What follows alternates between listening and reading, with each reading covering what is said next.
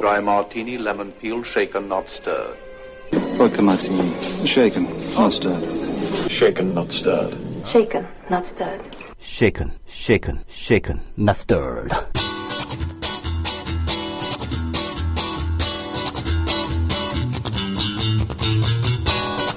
며칠 전에 동네 멀티플렉스에 갔더니요, 이런 글귀가 적혀 있더라고요. 예고편 상영 등으로 영화 시작 시간이 10여 분 차이 날 수 있습니다.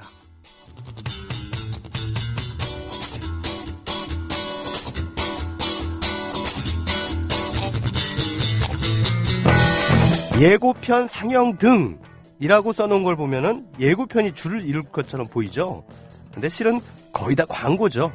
10여 분 차이 날 수 있다는 표현도 웃깁니다. 차이가 난다면 먼저 틀 수도 있다는 얘기죠. 하지만 늘 늦게 틉니다. 그 덕분에 아예 늦게 들어오는 관객들이 있고요. 그래서 영화 시작할 때 미리 들어온 관객들에게 방해가 되기도 합니다. 눈 가리고 아웅이란 말은 이럴 때 쓰는 것 같습니다.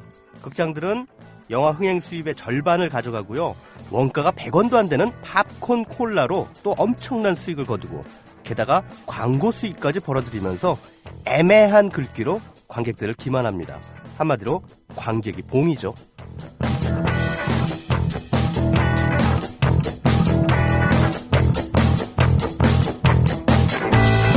네, 오늘도 쓴소리 한마디로 시작해봅니다. 관객이 주인인 영화 프로그램 최광의 영화 쉐이킷 이제 출발합니다.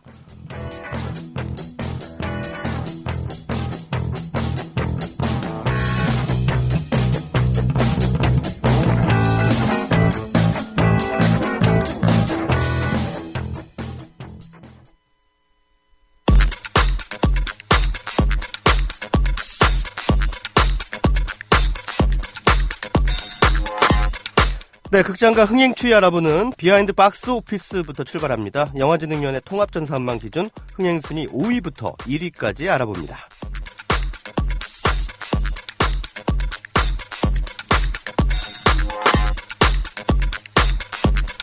네, 먼저 5위입니다. 웨스 앤더슨 감독의 그랜드 부다페스트 호텔이 그야말로 정중동의 흥행세를 이어가고 있네요. 지난주보다 한 계단 내려섰습니다만 신작들이 대거 개봉한 와중에 중위권을 굳건히 지켰습니다. 개봉 3주차인 지난 주말까지 42만 명 모았습니다.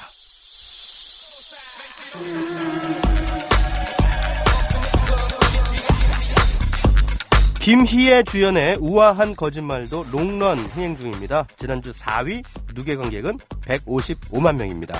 러셀 크루 주연의 노아는 3위를 차지했고요. 195만 명의 누계 관객을 기록했는데요. 아마도 오늘 200만 명을 돌파하게 될 것 같습니다.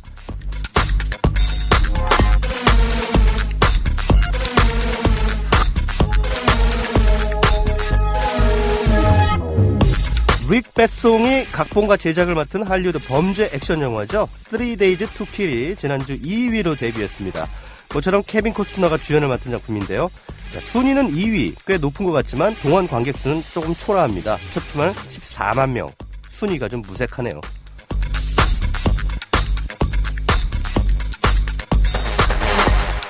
캡틴 아메리카 윈터 솔저의 싹쓸이판입니다. 한국이 할리우드 슈퍼히어로 영화의 텃밭이라는 것을 재차 입증하고 있죠. 어벤져스 속편까지 한국 촬영이 진행되는 가운데 2주 연속 1위 자리를 지켰습니다. 지난 주말까지 260만 명 이상의 관객을 모았습니다.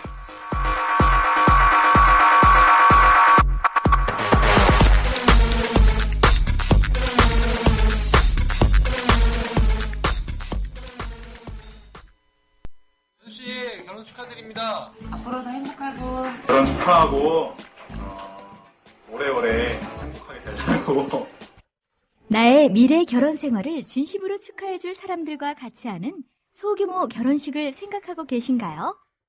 강남구 논현동에 위치한 벨뷰티아라는 오직 한 쌍의 신랑 신부님 그리고 혼주와 하객들만을 위한 여유롭고 안락한 예식 장소입니다. 작아서 더 행복한 결혼식. 유부남이 된 걸 환영한다. 앞으로도 좋은 일만 가득했으면 좋겠다. 결혼 축하해. 결혼을 축하합니다. 포털에서 벨뷰티아라를 검색하세요. 예약 문의는 02-512-7996. 돌잔치 및 각종 기업 행사도 예약받습니다. 국민TV 조합원에겐 다양한 혜택을 드립니다. 떠나요 둘이서 모든 것 훌훌 버리고. 안녕하세요, 국민TV 조합원 여러분. 제주 산책입니다. 제주 산책은 국민TV 조합원이자 토종 제주인이 운영하는 여행사로 여러분이 제주 여행을 합리적인 가격에 가실 수 있도록 도와드리고 있습니다. 금액은 얼마지? 믿을 수 있을까? 바가지 씌우지는 않을까 하는 불안들 모두 날려버릴 수 있는 여행사 제주 산책. 국민TV 조합원이자 토종 제주인이 운영하는 제주 산책. 제주도 여행을 가려고 고민 중이라면 검색창에 제주 산책, 제주 산책을 검색해보세요. 네, 여러분 일주일 동안 안녕하셨습니까? 최광의 영화 시계 진행자 영화평론가 최광희입니다. 제 목소리 좀 이상하죠? 감기 걸렸습니다. 예, 요즘 아침, 저녁, 점심 너무 일교차가 크잖아요. 아침엔 춥고 뭐 낮에는 좀 괜찮은데 그래서 그 큰 일교차 속에서 뭐 바쁘게 좀 왔다 갔다 하다 보니까 어제는 코감기가 왔는데 오늘 아침에 일어나 보니까 목이 맛이 갔습니다. 지금 목 상태가 좀 안 좋은데요. 양해를 좀 부탁드리겠습니다. 여러분들도 감기 조심하시기 바라겠습니다. 네, 생버님들이 인사 올려주시고 계십니다. 오케이 마리님, 우리 단골손님, 네, 쉐이킷 본방 사수, 네, 반갑습니다. 수호 천사짱 출석합니다. 네. 또 파트러쇼 영화 쉐이킷 출석합니다. 말씀해 주셨습니다. 낭만고양이님, 요즘 영화 9,000원 너무 비싸요. 비싼가요? 사실 다른 나라에 비하면 한국의 영화 관람료 그렇게 비싼 거 아닙니다. 네, 사실입니다. 제 대학 다닐 때요, 벌써 20년이 다 돼가는데요. 그때 영화 한 편에 5,000원이었어요. 개봉관에서요. 근데 지금은 평일에는 한 7,000원 하죠. 주말 관람료가 9,000원이니까요. 그때에 비하면은 2배도 안 오른 겁니다. 여러분들 물가 상승률 한번 비교해 보세요. 다른 상품들하고. 뭐 라면이라든가 빵이라든가 이런 것들하고요. 그렇게 비교해 보면요, 영화 그 관람료가 그다지 많이 안 올랐다는 것을 아실 거예요. 근데 여기다가 요즘에는 무슨 각종 할인 뭐 제도들이 많잖아요. 뭐 카드 할인도 있고 뭐 이통사 뭐 할인 이런 거 다 하면 뭐 조조로 보러 가잖아요. 그러면은 2,500원에 볼 때도 있어요. 개봉 영화를. 그리고 커피는요 3,000원이 넘어요. 그럼 가끔 실수가 나와요. 저도. 아니 영화 한 편 2,500원 보는데 커피는 3,000원. 우리나라 영화 관람료가 비싼 게 아니다. 네, 지금 뭐 일본이나 이런 데는 지금 15,000원, 20,000원 다 하고요. 대부분은 다 다른 그 영상 선진국들 보면 15,000원 뭐 그 정도 가격을 받습니다.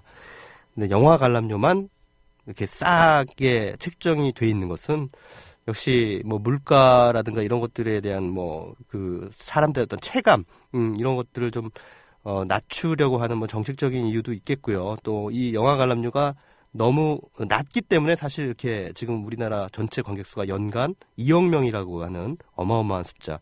그리고 관람객도 세계에서 1위 수준이죠. 연간 관람 편수가 세계 1위 수준입니다. 그만큼 영화 관람료가 싸기 때문에 그런 현상이 벌어지는 거라고 저는 보여집니다. 사실 영화 관람료 비싸다고 탓하지 마시고요. 팝콘 콜라를 드시지 마세요. 웬만하면. 그게 사실 마진율이 엄청나거든요. 원가가 50원, 100원이에요. 콜라 한 잔에 원가가 50원이에요. 그 2,000원 주고 사셔서 드시잖아요. 그냥 그것도 얼음 잔뜩 집어넣잖아요. 예. 어쩔 때는 얼음 넣지 말라고 특별히 부탁을 하는데도 불구하고 무조건 넣어요. 그리고 영화 시작하기 뒤에 계속 5분 정도 10분 막 틀어대는 그 광고들 그거 다 누가 가져갑니까? 극장들이 가져가요. 예. 영화 관람료가 비싸면 그나마 거기에 일부 흥행 수익이 제작사로 넘어가죠. 그러면 그 실제로 영화를 만든 분들이 그 수익을 가져가게 되거든요. 근데 팝콘 콜라, 그다음에 영화 스크린 광고, 이건 전부 극장들이 먹어요.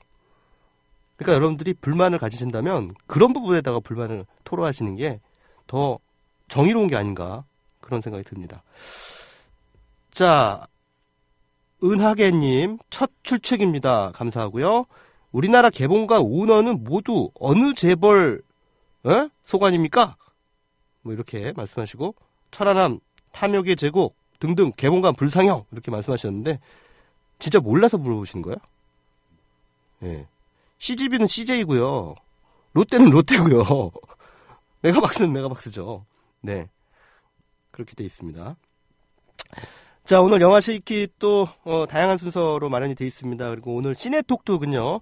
또 다양한 영화 직업 분야에 대해서 또 알아보는 시간이기도 하죠. 또 개봉 신작의 감독과 배우분들도 모시지만 영화계에 이런 직업이 있다라고 하는 것을 또 여러분들께 또 간간히 소개를 해드립니다. 그래서 오늘 시네톡톡에서도 특별한 분을 한 분 모셨는데요. 바로 지난해 말에 개봉했던 공유씨 주연의 용의자의 신창환 프로듀서님 오늘 모셔서 영화 프로듀서란 과연 어떤 직업인가? 네, 보통 우리가 영화 하면은 감독하고 배우들에 대해서는 잘 알잖아요. 근데 과연 프로듀서는 무슨 일을 하는 사람인가?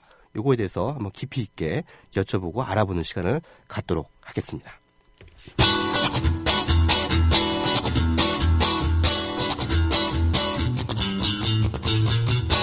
섞지 말고 흔들어.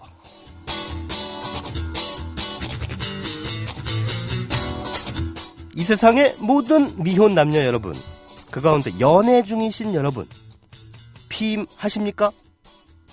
얘가 오늘 또 무슨 얘기를 하려고 뜬금없이 피임 얘기를 하나 의아한 분들 분명히 계실 것 같습니다. 자, 오늘 섞지 말고 흔들어의 주제는 바로 영화로 본 미혼 임신의 사회학 되겠습니다. 자, 미혼 여성들이요, 하룻밤의 실수로 임신을 하게 되는 경우 가끔 보게 되는데요. 그래서 이 미혼모 문제도 사회적인 이슈가 되고 있지 않습니까? 더구나 엄마가 한창 이 학교에 다녀야 하는 그런 어린 나이라면 이 문제는 더 커지기 마련이죠. 이런 그 미혼 임신 상황에 대한 대처 방법, 이것도 시대나 사회적인 환경에 따라서 아주 천양지차인 것 같습니다. 그런데 미혼모를 어떻게 바라보느냐도 그 사회가 얼마나 열려있느냐, 이것을 가늠하는 척도라고 할 수 있겠죠. 그래서 오늘 몇 편의 영화를 통해서 그런 얘기를 해볼까 합니다.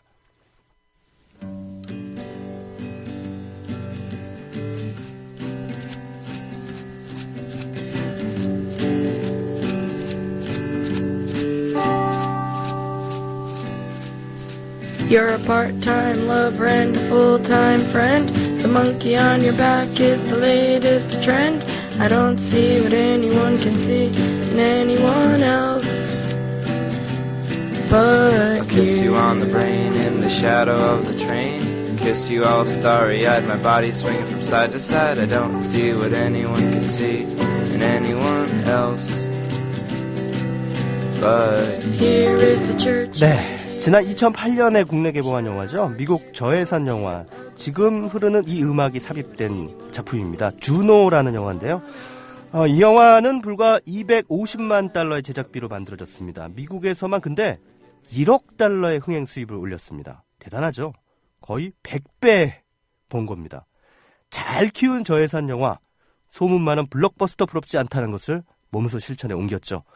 게다가 유수의 영화상까지 챙기면서 작품성에 대한 평가까지 거머쥐게 됩니다. 자, 어떤 내용일까요? 바로 10대가 임신하는 이야기입니다.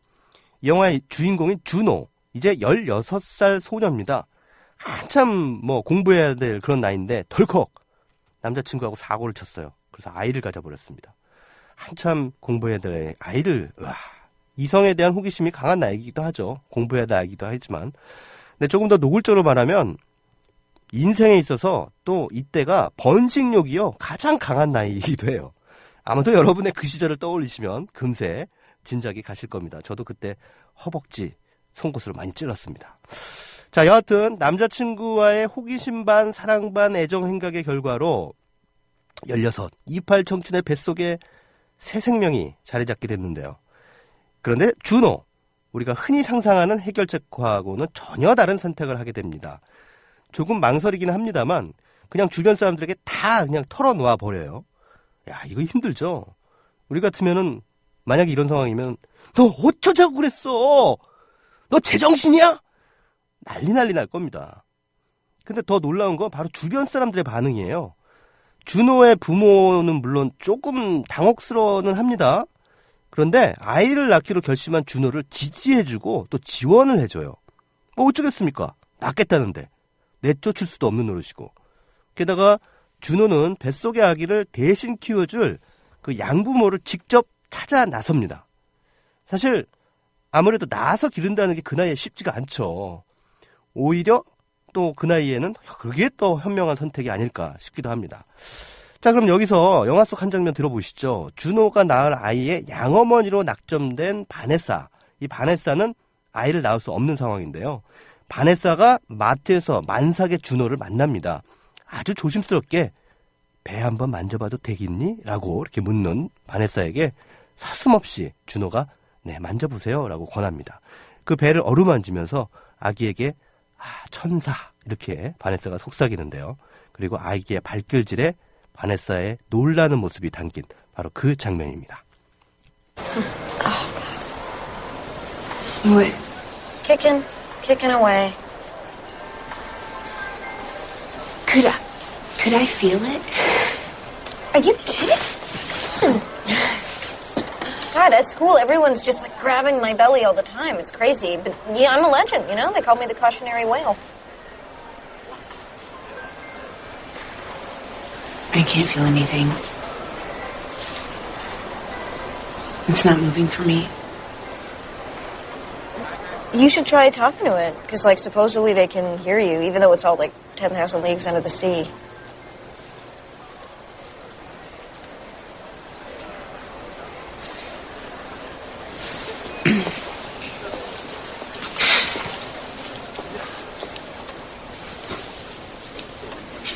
Hi, baby.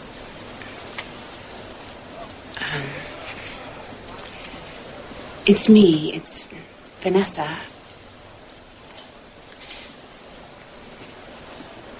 I can't wait to meet you.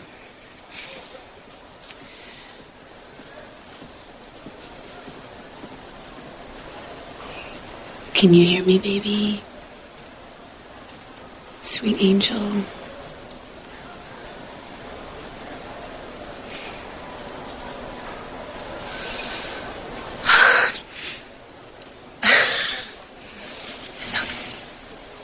Oh, God.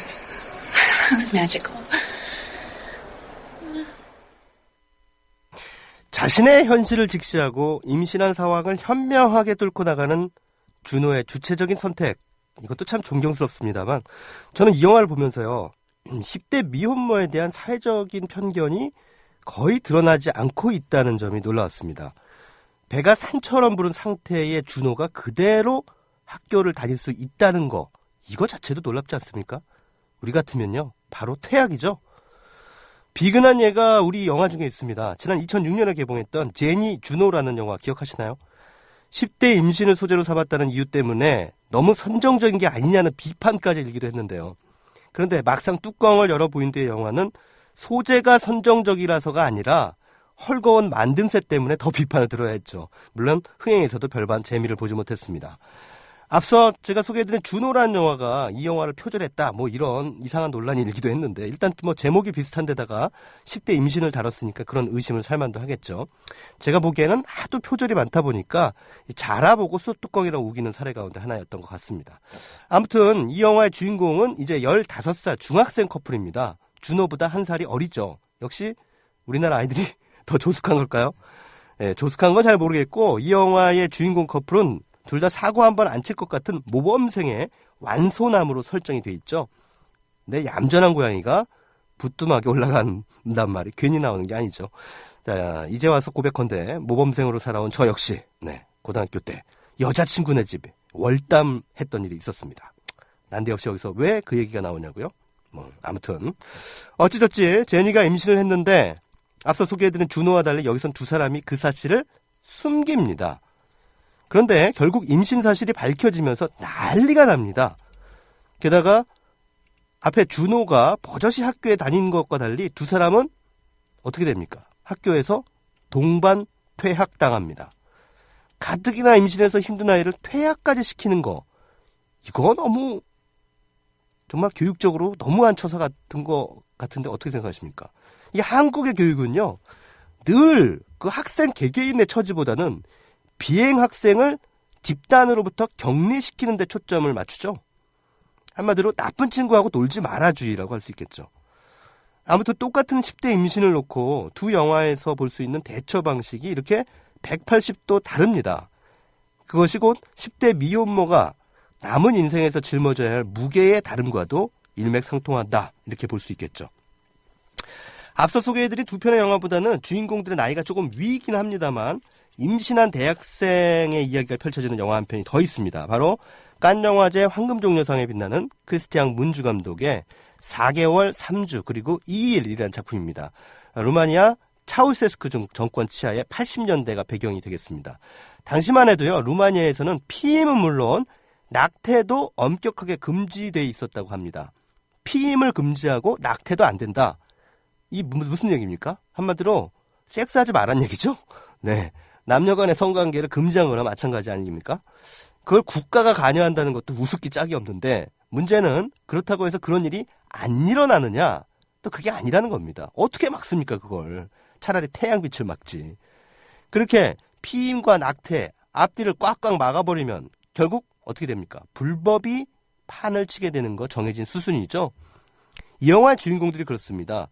한 친구가 임신을 했고요. 또 한 친구는 불법 중절 수술을 받으려는 그녀를 도와주러 나섭니다.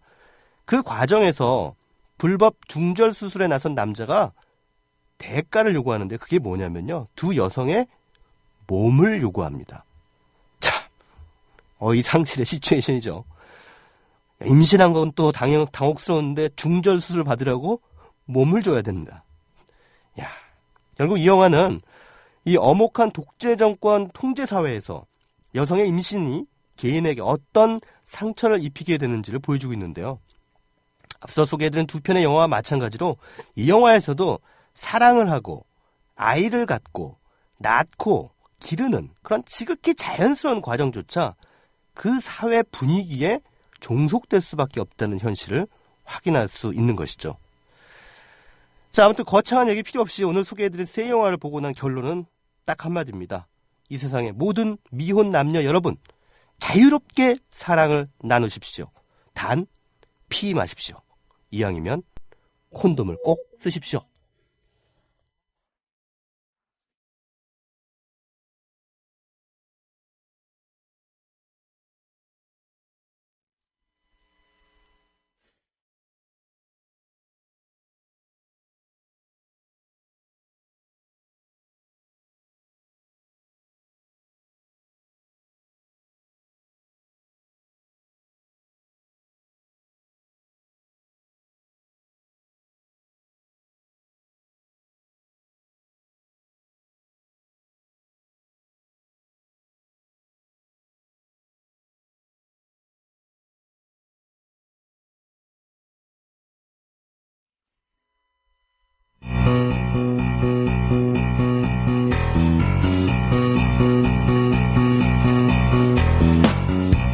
이번 주 개봉하는 신작들 소개해드리고 현금 평점도 매겨보는 개봉작 두루치기 시간입니다. 이번 주에는 세 편의 영화를 두루쳐봅니다. 볼륨 업!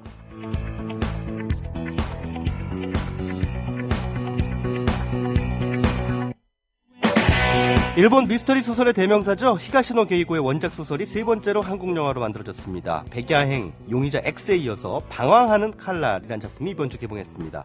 히가시노 게이고 소설의 특징은요, 독자가 범죄자의 편에 서게 만든다는 거죠. 그들에겐 모두 피치 못할 사정이 있고 이 때문에 어쩔 수 없이 범죄를 이어가는 이들을 연민 어린 시선으로 바라보게 만드는데요. 그래서 어쩌면 그의 작품은 휴먼 스릴러라고 불러도 좋을 것 같습니다. 방황하는 칼날도 그 연장선에 있습니다. 정재영이 연기한 주인공은 딸이 성폭행을 당한 데다가 살해까지 당하자 이성을 상실하죠. 그리고 가해자들을 한 명씩 찾아내 죽입니다. 피해자에서 가해자로, 즉 살인자로 변모하는 그의 행보를 관객들은 숨죽이며 지켜봅니다. 기묘하게도요, 그의 슬픈 사적 복수에 동조와 쾌감마저 느끼게 되는데요. 그것은 아마도 피해 당사자가 되어야만 고통을 체감할 수 있는 이 세상의 무감함과 법 시스템의 무기력에 관객들이 공감하기 때문일 겁니다. 히가시노 게이고 원작 소설을 영어로 옮긴 세 편의 한국 영화 가운데 가장 잘 만든 작품인 것 같습니다. 각색도 좋고요, 화면 연출도 훌륭합니다. 넋이 나간 표정으로 복수 여행을 이어가는 정재영의 연기도 제대로 빛을 발했습니다. 창의성 지수 10점 만점에 8점, 현금 평점은 주말 관람료 9,000원 기준에 만원입니다.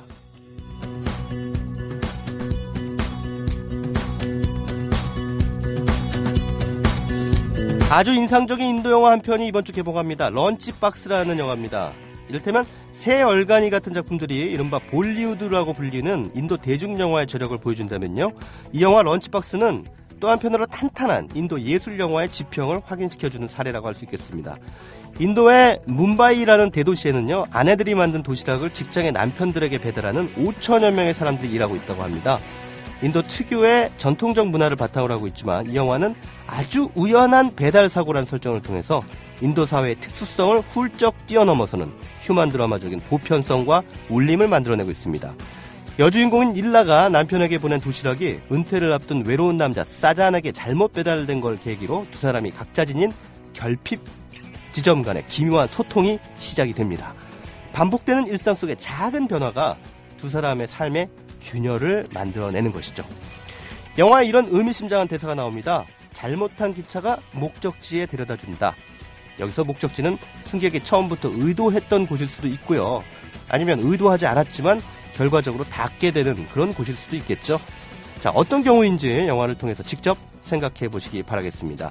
창의성 지수는 10점 만점에 8점, 평균 평점은 12,000원 되겠습니다.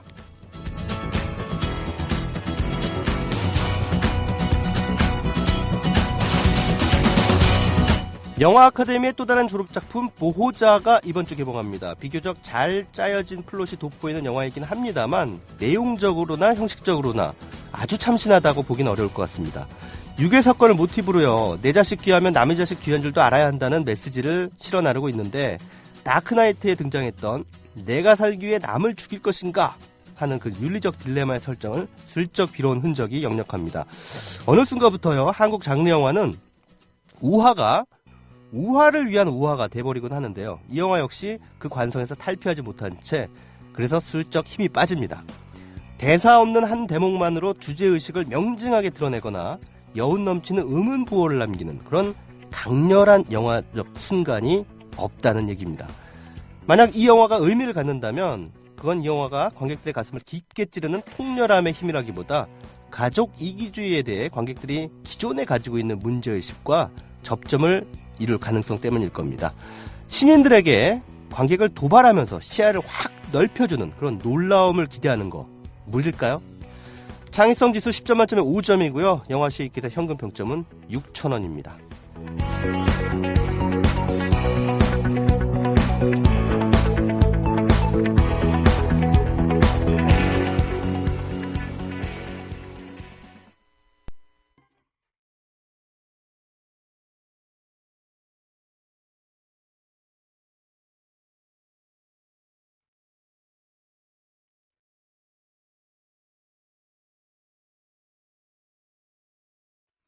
네, 악마는 프라다를 입는다 가운데 흘렀던 가보스 자보의 트레트레칙 듣고 와서 시네 톡톡으로 이어갑니다.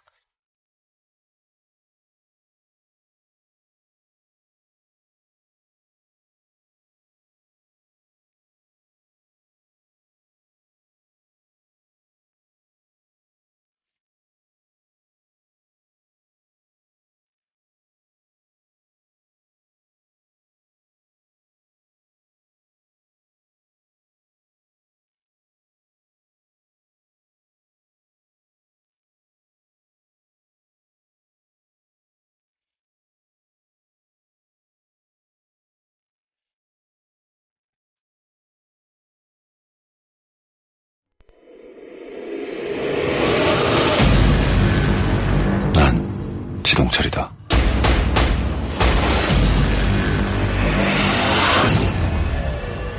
난 특수부대 요원이다.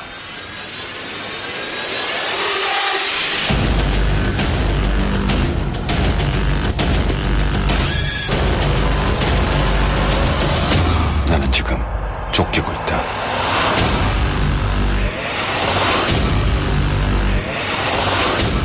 이제 놓치면 다 죽는 거야. 아니, 난 누군가를 쫓고 있다. 내 떨어졌네.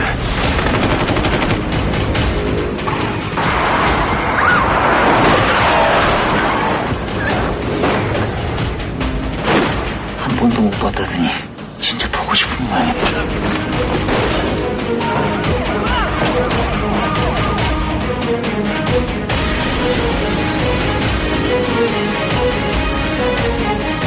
손으로 잡을 거야.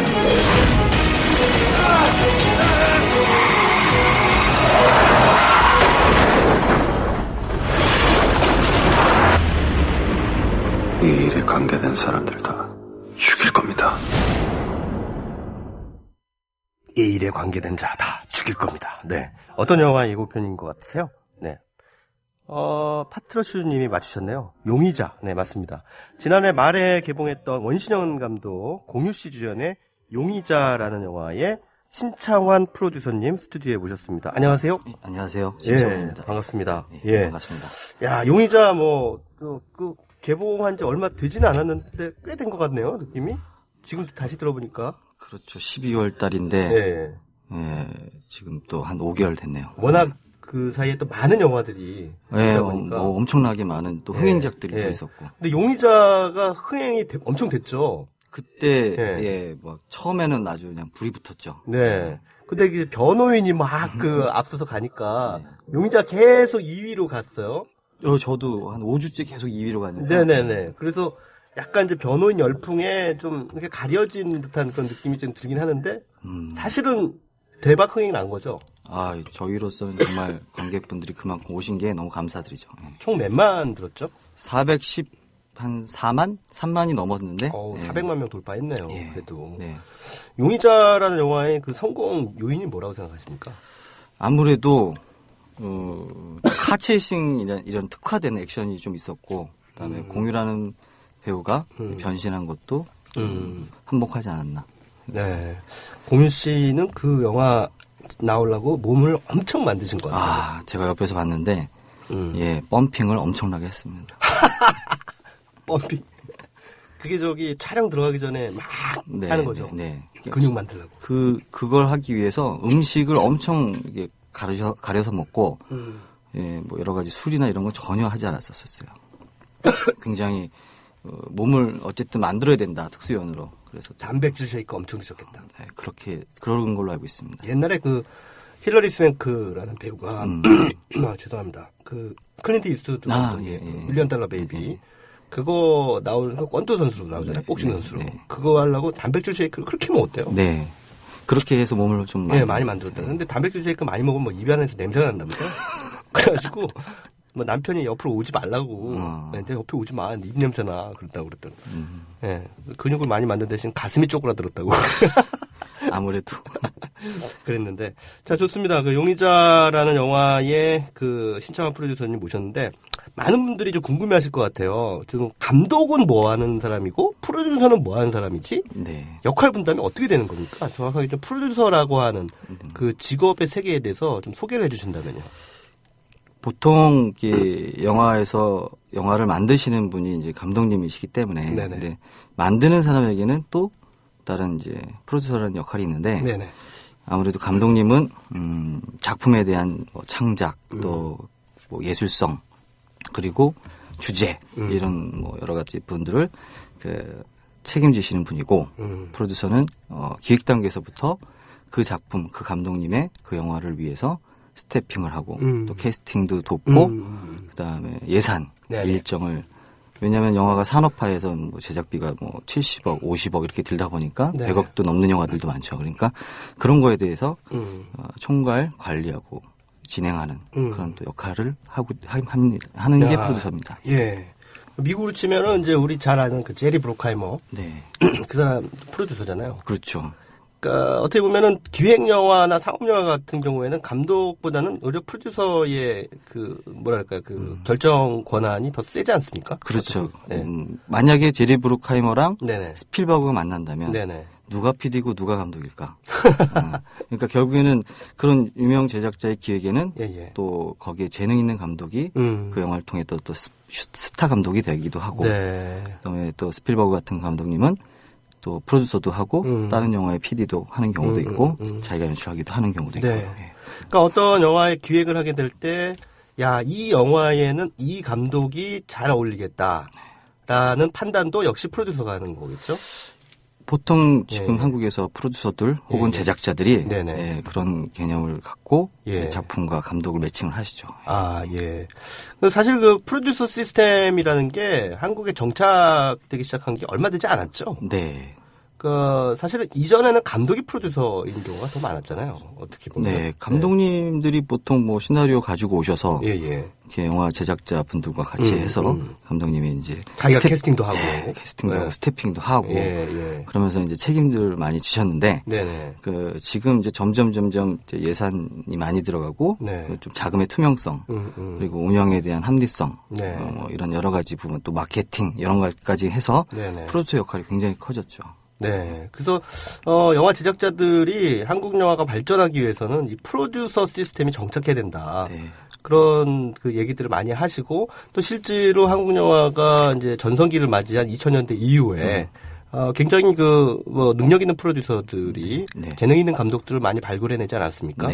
뭐, 여러분들 잘 아시는 뭐, 심재명 프로듀서라든가, 아니면은 원동현 프로듀서라든가, 여러 그 능력 있는 프로듀서들이 또 앞장서서 좋은 영화들을 기획하고 거기에 맞는 또 감독들을 발굴해 왔기 때문에 이 프로듀서가 갖는 역할이라는 건 정말 굉장히 크다. 저는 그렇게 생각하거든요. 근데 그런 거에 비하면은 뭐 한국 그 영화 산업 속에서 이 프로듀서들에 대한 어떤 인식이랄까 이런 것들이 아직은 많이 이렇게 좀 정착이 되어 있지는 않은 것 같아요. 그렇죠. 왜냐하면 프로듀서란 말이 사실은 영어고 또 외국에서 도입이 됐고 또 한국에서 TV에서 하시는 말씀은 나오는 PD라는 분은 또 프로그램 디렉터이기 때문에 연출자고 이제 영화에서 이렇게 프로듀서라는 게 어떤 좀 이렇게 아이덴티티가 명확해야 되는데 지금 만들어가고 있는 과정인 것 같습니다. 그 우리 할리우드 영화 보다 보면요. 익제큐티브 프로듀서라는 말이 나와요. 그리고 프로듀서가 나오고요. 그게 어떻게 다른 건가요? 이그제큐티브 프로듀서 같은 경우는 이제 돈을 이제 자본을 끌고 오는 그런 이 영화에 쩐주군요, 말하자면. 쩐주. 뭐 본인의 돈을 하기보다는 너무 예산이 크니까 그런 금융이나 이런 여러 가지 통해서 돈을 마련하신 분들이 많고 펀딩에 주로 관여를 하시는 그런 경향들이 많으신 분들이 이그제큐티브를 하시고 프로듀서는 이제 기획부터 제작의 책임까지 해서 개봉까지 이렇게 하시는 분들. 그 사이에는 뭐 감독님 캐스팅, 뭐 시나리오 작업, 배우 캐스팅, 뭐 이런 것들을 전체 관여를 하시죠. 사실 프로듀서라는 게 그 직업 분야가 어떻게 보면 창작 분야인 감독, 그 다음에 또 제작사, 그 다음에 투자 배급사. 사이에 어떤 그 매개 역할을 또 하는 역할이 아닌가 싶거든요. 그렇죠. 근데 그런 분들이 그 사이사이에 어쨌든 입장이 있을 거 아니에요. 각자 입장. 그게 막 또 충돌할 거 아니에요. 완전히 그 고래 싸움에 새우등 터질 일이 많을 것 같아요. 그렇죠. 그래서 어떤 분은 프로듀서가 새우냐, 고래다 이렇게 얘기하시는 분도 있죠. 굉장히 어려운 창작과 자본이 만나는 그 안에서 이 대중들이 좋아할 수 있는 컨텐츠로 책임지고 끌고 가시는 분들이 보통 프로듀서의 역할을 하시는 것 같아요. 그러니까 감독이 막 이 제작비를 막 오버시킨다든가 아니면 뭐 차일피일 막 촬영 일정이 막 늦어진다든가 아니면 감독이 현장에서 뭐 그냥 막 성질을 낸다든가 아니면 배우하고 뭐 굉장히 트러블이 생긴다든가 뭐 이러한 그 돌발 변수들이 막 생기면 그 제일 난감한 사람이 프로듀서가 될 것 같아요. 그렇죠. 한 편 찍으시면 한 10kg 이상씩은 빠지실 겁니다. 누가 제일 그 컨트롤하기 힘듭니까? 이 영화와 관련된 사람들 중에 프로듀서 입장에서 아무래도 감독님이 그렇지만 또 가깝고도 먼 제일 가까워야 될 또 그 파트너 아닙니까? 맞아요. 감독이? 전 용의자 찍을 때 거의 2년 동안 지금 작업을 했는데 저희 감독님은 저희 스태프들이 아버지라고 했고 프로듀서인 저는 어머니라고 하더라고요. 결국 아버지이기는 어머니가 별로 없듯이 아버지의 어떤 그런 역할이 감독이고 이제 뒤에서 이렇게 보살펴주고 이렇게 받쳐주는 게 프로듀서의 역할이고 했던 경험이 있어요. 군대로 치면은 이제 그 감독은 소대장이고 그 프로듀서는 그 뭐라 그러죠? 그 선임하사. 선임하사나 뭐 그 정도 된다라고 볼 수가 있겠네요.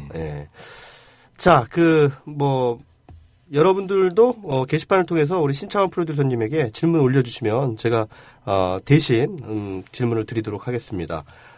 불쏘시개님은 듣다 보니 영화의 제작 초기부터 기업으로 말하자면 전문 경영인 같다는 느낌이 드네요. 라고 말씀하셨는데 전문 경영입니까? 어떻습니까? 아, 그렇게 말씀하시니까 약간 비슷한 점도 있는 것 같아요. 왜냐하면 무에서 유를 창조하니까 네네. 거기에 감독님이 크리에이티브적인 부분들을 말씀하시면 네. 그런 거를 이제 구체적인 이제 예산 수립부터 프로세싱을 통해서 네. 어떻게 이걸 메이킹을 해 나가는지를 네네. 같이 고민하는 역할을 하다 보니까 네네. 비슷한 부분도 있는 것 같습니다. 예. 그러니까 영화를 만드는 데 있어서의 여러 공정이 있겠지만 일단 처음에 기획이 있을 테고요. 그 다음에 시나리오를 이제 각본을 이제 만들어 나가는 과정, 거기에서 이제 감독을 누가 할 것인가를 결정하는 과정, 배우는 누가 할 것인가, 어떤 캐스팅 과정, 그걸 이제 이른바 패키징이라고 하잖아요. 그런 모든 과정 속에서 또 투자를 유치해야 되는 부분도 있잖아요. 그렇죠. 그러니까 투자는 메인 투자사, 우리나라 메인 투자사가 뭐 4개 정도 되잖아요. 뭐 CJ, 롯데, 뉴, 쇼박스 정도 되는데 어떻게 그 과정에서 투자 유치를 해내는 어떤 뭐 노하우나 이런 게 있으십니까? 어떻습니까? 사실 그게 제일 어려운 부분일 것 같아요. 그렇죠. 예. 지금 저 같은 경우는 직접 제가 투자를 유치하는 거에는 굉장히 지금 어렵고 저도 지금 같이 참여를 하고 있지만 이 보통 회사를 프로덕션을 대표이신 제작사 대표들이 이제 그 아이템을 가지고 투자자들을 만나면서 이 아이템이 어떤 컨텐츠로 얼마만큼 투자자들에게 수익을 줄 것이다 이런 것들에 대해서 다양한 피칭과 뭐 프레젠테이션을 통해서 이 투자를 유치를 하는데 뭐 아직까지는 이제 그 서로 믿고 가는 신뢰하는 관계들이 많죠. 그래서 뭐 예를 들어서 영화를 처음 하는 프로듀서 입장에서는 아무래도 투자를 받을 때는 좀 더 많은 부분들을 준비해야 되는 부분이 있고 대부분의 그 좀 유경험자의 프로듀서나 제작자분들은 패키징이나 아이템들이 어떤 게 핫하고 어떻게 조합을 했을 때 대중들이 좋아할지를 잘 알기 때문에 투자자한테 좀 더 빠른 설득을 이제 할 수 있는 것 같습니다. 그 투자자들이 거의 넘어올랑말랑하다가 나중에 마음이 변해가지고 우리 안 하기로 했습니다 하면은 막 때려 죽이고 싶은 생각 안 들어요? 아 저는 2번 경험했습니다. 2번? 네, 2번 경험했는데 저희는 급하게 정말 이 제작자분하고 저하고 크랭크인 해야 되니 투자자를 시프트하자. 그러면서 제작사 대표가 저한테 내가 2주 만에 뭐 거의 한 달도 안 되는 기간 동안 투자를 만들 테니 넌 준비를 해. 그래서 한번 한 적도 있습니다. 그래서 투자사가 바뀌어서 준비는 여기서 하다가 결국에는 다른 투자사랑 영화를 만들어서 개봉한 적도 있었죠. 그러셨구나. 근데 투자사가 또 그 시나리오는 참 좋은데 여기에 이런 배우가 붙었으면 참 좋겠다 이런 의견을 내잖아요. 그래서 이 배우가 누가 붙으면 우리가 투자하겠다 뭐 이런 경우 있습니까? 사실은 저 같은 경우는 시나리오와 감독님으로 제작사가 좀 탄탄해서 투자를 좀 받았지만 저도 들을 때 그런 캐스팅에 대해서 좀 의견을 듣고 캐스팅에 따라서 투자에 대한 부분이 있을 수 있다 이런 얘기도 들어봤던 것 같습니다. 그런데 이제 또 반대로 매니지먼트 쪽에서 배우분들이나 이런 분들이 투자가 돼야 우리가 결정을 하겠다. 투자는 배우가 결정돼야 투자를 하겠다. 이런 또 상황이 발생할 수도 있잖아요. 그럴 때는 어떻게 그 조율하는지 좀 궁금하네요.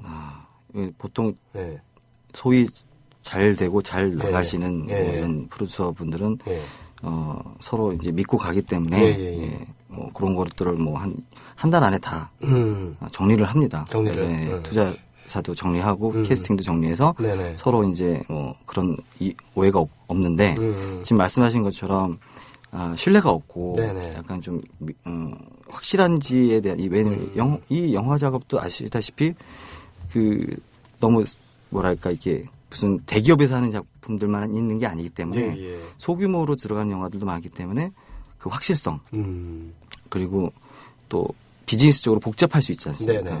뭐 배우들이 영화만 기다리는 것도 아니고 드라마도 해야 되고 여러 가지 복잡성이 있기 때문에 막 거의 다 서로 얘기가 됐다가도 배우가 다른 걸 선택할 경우에는 돈으로도 해결이 안 되는 경우들이 있더라고요. 그럴 때는 제작사나 영화 만드신 감독님들이 굉장히 힘든 과정을 겪고 있습니다. 얼마 전에도 그런 프로젝트가 하나 있었어요. 제가 듣기로는 조모 배우라고 거의 하기로 했다가 그 드라마로 가는 바람에 그냥 그 프로젝트가 엎어진 사례가 있다고. 진짜 그런 경우. 근데 지금 다시 캐스팅해서 겨울에 들어간다고 하니 정말 대단한 감독님과 제작진이라고 생각합니다. 네. 그 스파이라는 영화 있었잖아요. 네네. 그 이명세 감독님이 원래 연출하셨다가 나중에 이제 그 이명세 감독님하고 이제 불화가 생기면서 제작사와 간에 그 문제가 생기면서 이제 이명세 감독님이 중간에 하차하신 그런 사례가 있었죠. 그런 경우에는 그냥 영화를 없는 게 낫지 않아요? 근데 꾸역꾸역 만들었더라고요 또. 그래서 흥행도 안 됐잖아요. 어떻게 생각하세요? 프로듀서 입장에서는? 제가 봤을 때는 손익분기점은 되지 않았나 생각이 들고요. 저도 이제 그 원래 제목이 또 있었고 중간에 협상 종결자 그다음에 스파이까지 갔는데 그러니까 저의 입장에서는 저도 전공을 연출해서 그런지 몰라도 감독님이 바뀌면 사실 그 영화의 아버지가 바뀌는 거랑 똑같은 거라고 생각이 들기 때문에 그러면은 그 영화는 결국 자식이잖아요. 되게 애매한 자식이 되는 케이스처럼 영화도 조금 애매하게 되지 않았을까 생각합니다. 아니 근데 사실 저는 그 스파이라는 영화를 보고 그런 생각을 했습니다. 아니 도대체 이 프로듀서가 누구길래 어떻게 이런 영화에 이명세 감독한테 연출을 맡길 생각을 했을까? 이명세 감독의 연출적인 어떤 그 스타일 이런 것들에 대한 고찰이 전혀 없는 거 아닌가 이건. 그렇지 않아요? 그 전혀 맞지 않는 옷을 준 거잖아요. 근데 이명세 감독님도 또 그것도 하겠다고 했고. 그러니까 되게 저의 그 일반적인 이 영화, 이 상업 영화 쪽에서의 제가 직업을 갖고 있지만 사실 굉장한 도전이죠. 왜냐하면 제작사는 상당한 상업 영화를 하는 제작사고 그 제작사의 대표님이 아마 그런 영화를 하시는 분인데 감독님은 뭐 일련의 영화들을 통해서 봤을 때는 굉장히 작가주의적인 성향이 있으시니 뭐 그 두 분이 만나서 이렇게 큰 버젯의 영화를 상업적인 배우들과 한다는 건 대단한 도전이라고 생각했습니다. 그건 김기덕 감독한테 가문의 영광 속편 찍으라고 하는 거랑 똑같아요. 제가 보기에. 그건 프로듀서가 정말 멍청하다는 생각이 있거든요. 그거 보면서. 아무튼 우리 질문 좀 말씀해 드리겠습니다. 지금까지 하신 작품 중에서 최고로 뽑는 작품은 어떤 건가요? 라는 질문이 올라와 있네요. 저요? 네. 제가 뭐 많이 하지는 않았지만 저는 그래도 원신영 감독님하고 같이 했던 이 용의자가 저는 이 한국에서 하기 힘든 영화를 같이 한번 해보자 했을 때 후회 없이 잘한 것 같습니다. 그리고 이걸 통해서 저희가 지금 배경이 다 서울이었어요. 서울에서 이제 액션 영화 카체싱을 찍는다는 게 힘들어요. 보통 다 웬만한 영화들이 다 부산 가서 찍거든요.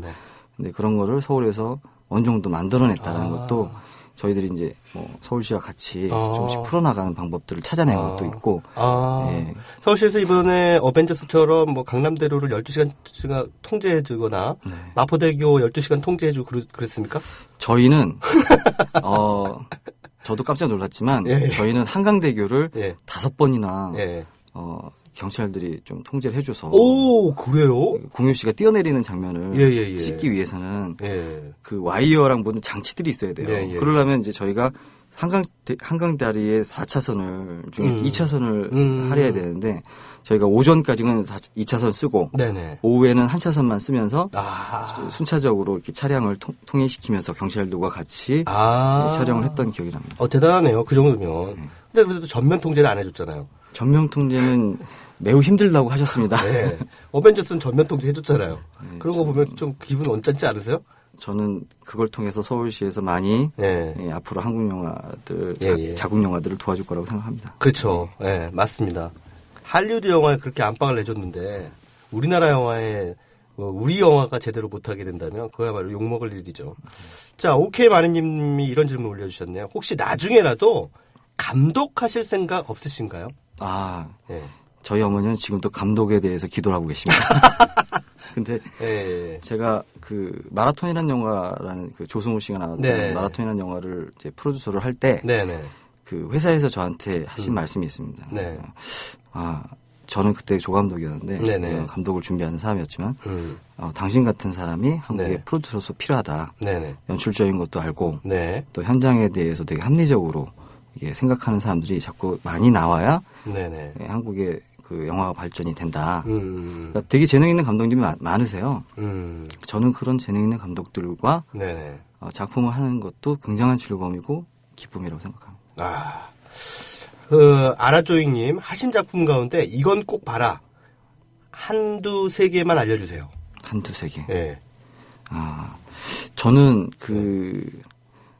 되게 작은 소품이었지만 그 김동욱 씨랑 이제 뭐 좀 김동욱 씨라는 배우가 출연했던 램프의 요정이 되게 한국에서는 그런 중편 영화가 나오기 쉽진 않은데 그런 영화들이 좀 더 다양했으면 좋겠다는 생각에 램프의 요정이 꼭 보셨으면 좋겠고 그다음에 개인적으로는 저는 아쉬운 영화 중에 하나인데 마이파더라고 다니엘 헤니하고 김영철 씨가 나왔던 영화가 있어요. 근데 그 영화가 저희가 개봉 시점을 되게 좀 아쉽게 잡아서 이제 개봉 시점에 좀 잘 맞았으면 좀 더 좋은 관객이 들었을 거고 또 그 영화는 또 이번에 흥행 대박을 이루신 황동혁 감독님의 첫 번째 작품이기 때문에 좀 보셨으면 하는 생각이 듭니다. 네, 알겠습니다.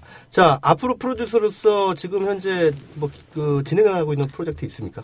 네, 뭐 제목은 아직 가제지만 그 늑대소년의 조성희 감독님하고 액션 누아르면서 따뜻한 좀 이렇게 이야기가 있는 그런 영화를 지금 준비하고 있습니다. 네, 알겠습니다. 앞서서 제가 제리 브루크하이머 얘기했는데 제리 브루크하이머 말고도 미국의 그 쿠엔틴 타란티노를 발굴한 와인스타인 형제라는 아주 유명한 프로듀서가 있습니다. 설국열차도 참여하시죠. 예. 그 부디 우리 신창환 프로듀서님도 와인스타인에 버금가는 그런 영화 프로듀서가 되시기를 기원하면서 오늘 나와주신 데 대해서 심심한 감사의 민수나를 드립니다. 네, 감사합니다. 고맙습니다. 예.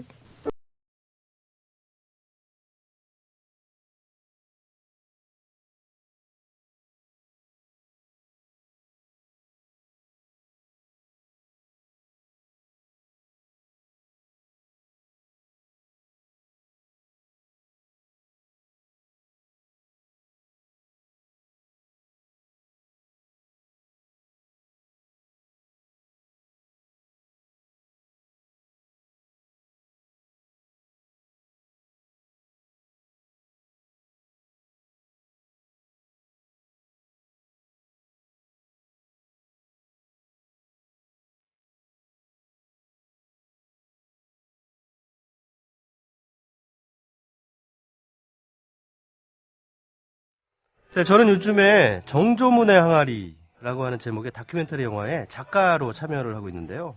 이 작품이 다루는 주인공이 이미 돌아가셨습니다만 제일동포라서 일본을 좀 자주 가고 있는 편입니다. 요즘 뭐 독도 문제나 여러 사안들에서 한국하고 일본 사이가 별로 안 좋죠. 그런데도 아주 선량하고 양식 있는 일본 사람들을 많이 만나고 있습니다. 제일동포를 다룬 우리 영화에 선뜻 후원금을 내놓으시는 그런 분들 아주 적지 않은데요. 감동을 받고 있습니다. 이 작품이 다루고 있는 고 정조문 선생은 제일동포 1세로 사시면서 일본에 흩어져 있는 우리 문화재 1700점을 평생 동안 보았습니다.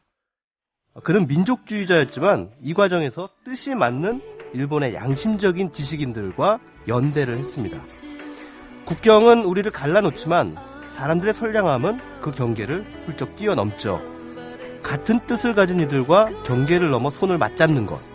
저는 이것이 우리를 조금 더 현명하게 만들어준다고 생각합니다. 아무리 좋은 일이라도요, 혼자 하는 것보다 마음이 맞는 사람들하고 함께 할 때 더 빛을 발할 수 있겠죠? 국민TV도 그 결과물이겠고요. 자, 다음 주에는 영화 정조문의 항아리의 프로듀서와 감독을 스튜디오에 모시겠습니다. 이번 주 영화식깃은 여기까지고요. 오늘의 작별곡은 영화 매그놀리아에 나왔던 에이미만의 와이즈 업입니다. 선명해 주십시오. 다음까지 즐거워하시고요.